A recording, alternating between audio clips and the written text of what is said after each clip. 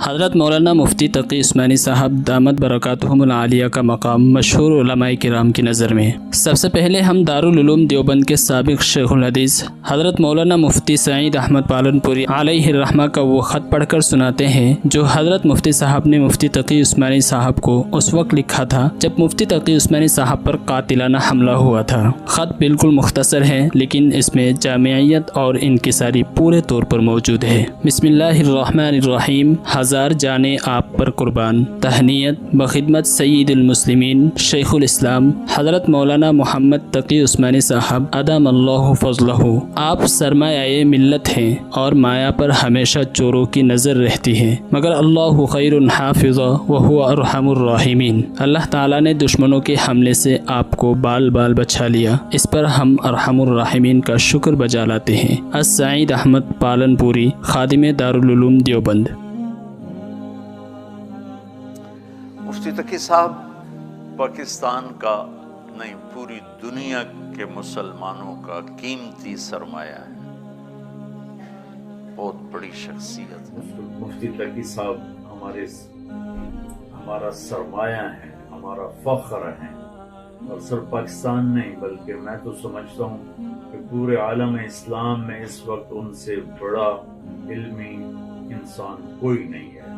دعوے قول لوگ کرتے ہیں لیکن پوری دنیا پھرنے کے بعد میں اپنی عقیدت کے لحاظ سے کہتا ہوں کہ تقی عثمانی صاحب سے بڑی شخصیت اس وقت پوری دنیا میں کوئی نہیں ہے۔ کوئی چھپا ہوا ہو تو اس کو تو میں نہیں جانتا ہوں۔ شیخ الاسلام حضرت مولانا مفتی تقی عثمانی صاحب دامت برکاتہم صرف پاکستان ہی نہیں عالم اسلام کی ایک عظیم ایسی شخصیت ہے کہ جن سے اللہ تعالیٰ نے بہت زیادہ دین کی اشاعت اور دین کی حفاظت کا کام لیا ہے۔ اللہ تعالیٰ حضرت مفتی محمد تقی عثمانی صاحب دامت برکاتہم کی حفاظت فرمائے، اللہ تعالیٰ عمر میں برکت عطا فرمائے۔ دعا کریں ایسے عالم جو ہے نا جی، یہ صرف پاکستان کے لیے نہیں عالم اسلام کے لیے سرمایہ ہے۔ تقی صاحب اتنا بڑا آدمی ہے ماشاءاللہ، اتنے بڑے علم والے ہیں، اتنے بڑے فضل والے ہیں، اور خاص طور پہ اقتصاد اسلامی پہ جتنی ان کی نظر ہے، میں نے بہرحال آج تک کوئی عالم ایسا نہیں دیکھا۔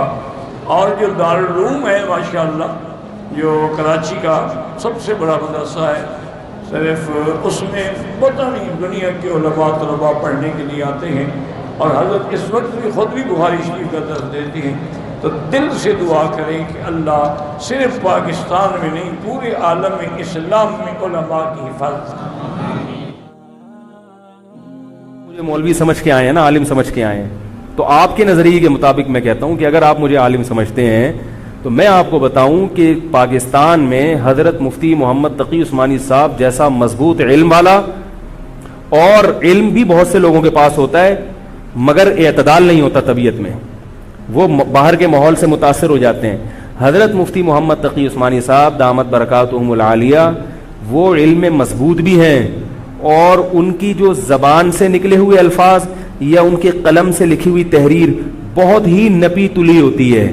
ایک حرف بھی اس میں غیر ضروری نہیں ہوتا، اور ایک حرف بھی ایسا نہیں ہوتا جو ضروری ہو اور نہ آیا ہو اس میں۔ بہت کسی فرقے کی مخالفت بھی کرتے ہیں، بڑی تمیز سے کرتے ہیں وہ۔